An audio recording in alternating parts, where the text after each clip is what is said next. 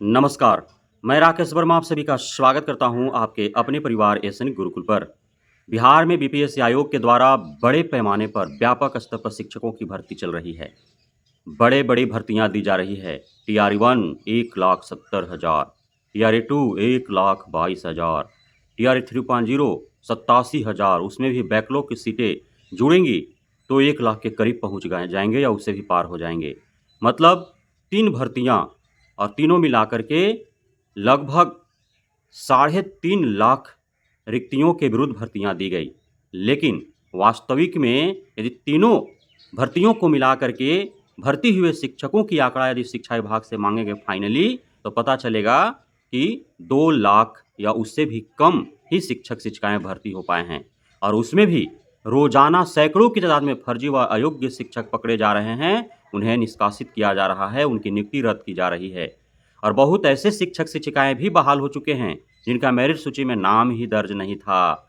बहुत ऐसे शिक्षक शिक्षिकाएं बहाल हो चुके हैं जो योग्य ही नहीं हैं, जिनका डॉक्यूमेंट्स ही परिपूर्ण नहीं है, जिनका डॉक्यूमेंट्स ही त्रुटिपूर्ण है, जो फर्जी वाले तरीके से आ गए हैं धांधली सेटिंग करके पैसा दे दे करके। अब बताइए कि बीपीएससी आयोग पर तो बहुत भरोसा था सरकार का, बिहारवासियों का ही भरोसा हुआ कि बीपीएससी आयोग से अब शिक्षकों की भर्ती हो रही है, तो अब तो एकदम ईमानदार, चरित्रवान, गुणवान शिक्षकों की भर्ती होगी। किसी को अंदेशा भी नहीं था कि इतने धांधली सेटिंग करके आ जाएंगे, इतने फर्जी शिक्षक बहाल हो जाएंगे, इतने अयोग्य शिक्षक बहाल हो जाएंगे। लेकिन जब पत्ता परत दर परत खुलने लगा तो हैरानी होने लगी सभी बिहारवासियों के साथ साथ पूरे देशवासियों को। अभी जो समस्तीपुर का मामला उजागर हुआ है, इसे सुन करके तो पैरों तले जमीन ही खिसक जाए, क्योंकि बीपीएससी आयोग के द्वारा और वैसे लोगों की भर्ती जिनका नाम मेरिट सूची में था ही नहीं और उनका योगदान करा लिया गया अलग अलग विद्यालयों में, उनका प्राण नंबर जनरेट कर दिया गया, प्रधानाचार्य के द्वारा प्रत्येक माह उनका अनुपस्थिति विवरणी भेजा जा रहा है और उस आधार पर उनको वेतन दिए जा रहे हैं। वाह रे खेल! और यह खेल पूरे मस्ती से समस्तीपुर में हुआ है। और ऐसे ऐसे विभूतियों का भर्ती बहाली विभूतिपुर में हुआ है। अब बीओ भी पूरे मामले से अनभिज्ञता जता रहे हैं, डीओ डीपीओ भी पूरे मामले से अनभिज्ञता जता रहे हैं।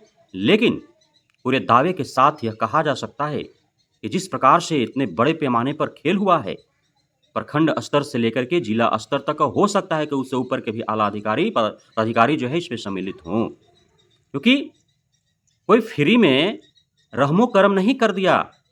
1 दर्जन जो इस प्रकार के शिक्षकों की भर्ती हुई है, ऐसा खबर आ रहा है, वहां के ही लोग बता रहे हैं कि 16-16 लाख रुपया या उससे भी अधिक रुपए लेकर के डील हुआ है। साथ ही प्रत्येक माह जो उनको वेतन मिलने वाला था उसमें भी एक परसेंटेज तय था कि इतना परसेंटेज अधिकारियों के नाम से उन्हें प्रत्येक माह वेतन आते ही पहुंचा देना है। इस प्रकार से खेल हुए हैं। और यह उजागर कैसे हुआ? तो एक शिकायतकर्ता थे और उन शिकायतकर्ता ने पूरे जुटान किया तथ्यों को साक्ष्यों सहित, और उन्होंने बीओ को, डीओ डीपीओ को, जहां भी समझ में आया पूरा किस विद्यालय में कितने फर्जी शिक्षक हैं और कौन कौन फर्जी शिक्षक हैं, बाय नेम उन्होंने शिकायत दिया। लेकिन चूंकि बीओ डीओ डीपीओ सब मिल करके ही पूरे खेल का पूरे षड्यंत्र रचे हैं, इस वजह से उन्होंने नज़रअंदाज किया। उसके बाद मीडिया के माध्यम से अपने नाम को गुप्त रखते हुए और उन्होंने खुलासा किया। और जब खुलासा हुआ मीडिया के माध्यम से और उसके बाद चारों तरफ से जब घेराव हुआ, दबाव बना, तब पूरे मामले उजागर हो गए कि शिकायतकर्ता का शिकायत सही था। और अब पहले 2 का खबर लगा, अब 8 का खबर लगा है। और अभी भी शिकायतकर्ता का रूप लगभग 20 ऐसे शिक्षक शिक्षिकाएं उस विभूतिपुर प्रखंड में हैं सिर्फ। और यदि यह खेल सक्सेस हुआ वहां पे और इसमें डीपीओ सहित अन्य अधिकारी भी संलिप्त हैं, तो सिर्फ विभूतिपुर तक ही यह खेल सीमित नहीं होगा। यह खेल हो सकता है समस्तीपुर के अन्य दूसरे प्रखंडों में भी खेला गया हो या फिर बिहार के अन्य दूसरे जिलों में भी खेला गया हो।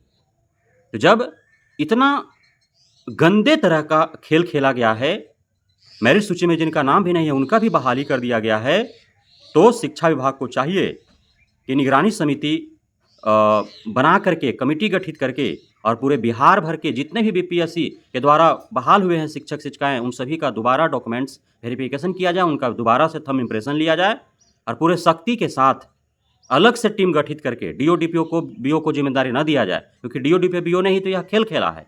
अलग से निगरानी कमेटी बनाया जाए, जांच कमेटी बनाया जाए और उनको यह जिम्मेदारी दिया जाए कि जांच हो। और जो समस्तीपुर के विभूतिपुर के मसले का जांच हो रहा है, उसमें भी शिक्षा विभाग का कोई भी अधिकारी पदाधिकारी नहीं होना चाहिए, सभी अनजान होने चाहिए, दूसरे जगह से उठा करके ला करके और वहाँ पे जांच करानी चाहिए, तब दूध का दूध पानी का पानी होगा। और ये जो डीपीओ कह रहा है कि वो अनभिज्ञ है, उसे कुछ पता ही नहीं है, तो प्रान नंबर जनरेट कैसे हो गया?